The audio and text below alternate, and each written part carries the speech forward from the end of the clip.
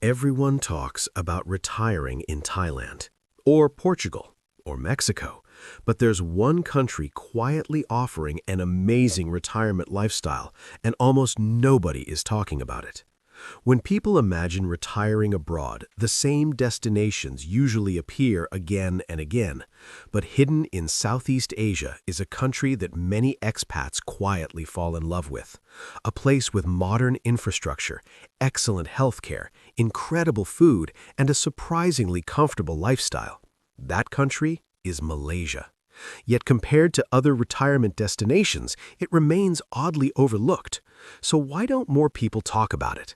And could it actually be one of the best retirement destinations in the world?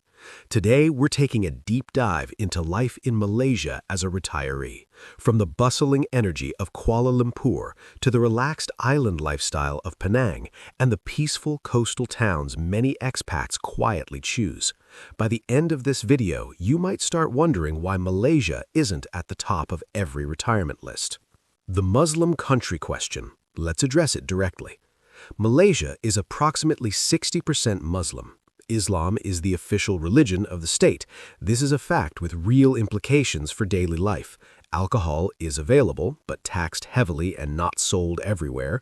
Pork is available in Chinese restaurants and supermarkets, but absent from Malay establishments. The call to prayer is audible in many areas 5 times a day, and there are aspects of public dress and behavior that reflect Islamic social norms. For retirees who are strongly attached to a wine-with-dinner lifestyle, who want a bar on every corner and a casual six-pack from any corner shop, Malaysia will require adjustment. That's honest. But here is the equally honest counterpoint. Malaysia is one of the most genuinely multi-ethnic, multi-religious, and multicultural societies in Asia. Approximately 23% of Malaysians are of Chinese descent, maintaining Buddhist, Taoist, and Christian traditions. Another 7% are Indian Malaysian, largely Hindu. The result is a country where a Malay Muslim grandmother, a Chinese Buddhist shopkeeper, and a Tamil Hindu temple all coexist on the same street, not in theory, but in daily, functioning, socially embedded reality. Georgetown in Penang, which we'll come back to at length, has been designated a UNESCO World Heritage Site specifically for its exceptional multicultural urban heritage. Walking through Georgetown, you pass a mosque, a Chinese temple, a Hindu temple, and a Protestant church within 2 city blocks. This is not a curated multicultural exhibit, it is how the city actually works. The cost of living. A couple can retire comfortably in Penang, Malaysia, with a nice apartment, regular restaurant meals, healthcare covered, reliable transport, entertainment, and occasional domestic travel for between $1,500 and $2,200 USD total for 2 people. Housing.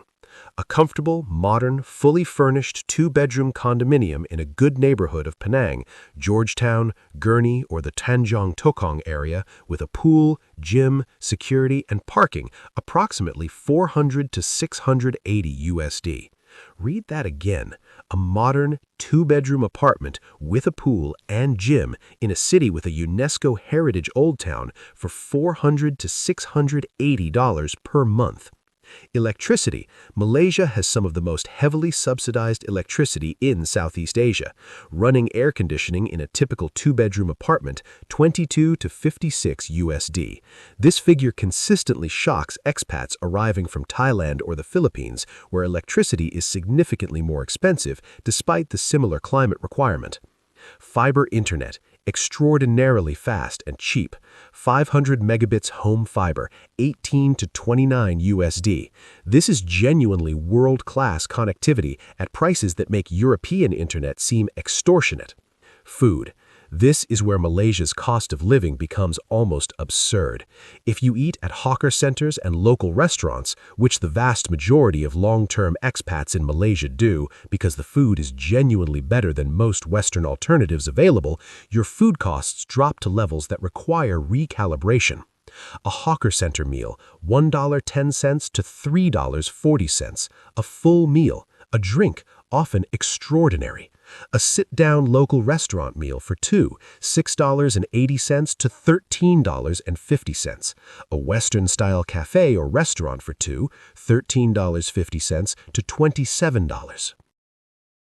Healthcare. Malaysia's private healthcare system is, by objective measurement, one of the finest in Asia, and arguably one of the most underappreciated in the world. The country has been the recipient of the Joint Commission International accreditation from multiple hospitals, attracts medical tourists from Indonesia, the Middle East, and Bangladesh, and has a concentration of internationally trained specialist physicians that rivals Thailand's highly marketed medical tourism industry. Safety. Malaysia is, by most measures, one of the safer countries in Southeast Asia for foreign retirees. It is significantly safer than Indonesia, significantly safer than the Philippines, and comparable to Thailand in the established urban areas. The Global Peace Index consistently ranks Malaysia in the top half of countries globally. Violent crime against foreigners in established residential areas is uncommon. The primary crime concern for expats is petty theft, bag snatching and phone theft, particularly in busy areas of KL and Penang. This is manageable with normal urban awareness. Don't carry items visibly, use your phone securely, be aware in crowded areas. Language. This is arguably the single most significant advantage Malaysia holds over Thailand, Vietnam, and Indonesia as a retirement destination for English-speaking Westerners. English is a co-official language of Malaysia. It is the primary language of business, of the legal system, of higher education, of most private healthcare, and of significant portions of daily life. In KL and Penang, English is the default language in virtually every interaction that a foreign retiree will have with their doctor, their landlord, their bank, their lawyer, their supermarket, their hospital, their government contact for MM2H matters, their neighbors in most expat area condominiums. Verdict. Is Malaysia right for you? Malaysia is genuinely extraordinary as a retirement destination. The combination of factors it offers, world-class healthcare at affordable prices, excellent English language accessibility, extraordinary food culture, genuine cultural richness, low cost of living, good infrastructure, political stability, and a residency program that, for those who qualify, is one of the generous ones in Asia, is not matched anywhere else in Southeast Asia.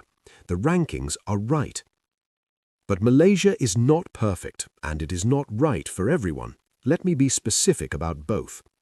Malaysia is clearly right for you if you are someone who genuinely loves food and sees eating as one of life's primary pleasures. Malaysia's food culture will enrich your daily life in a way that is genuinely irreplaceable. People who come for the food often stay for everything else. You value world-class healthcare close at hand without the world-class price tag. The combination of quality and cost in Malaysia's private hospital system is exceptional, and for retirees for whom healthcare proximity is a serious consideration, Malaysia offers genuine peace of mind. You want English as your primary operating language in daily life without needing to learn a tonal language or carry a phrasebook to the doctor.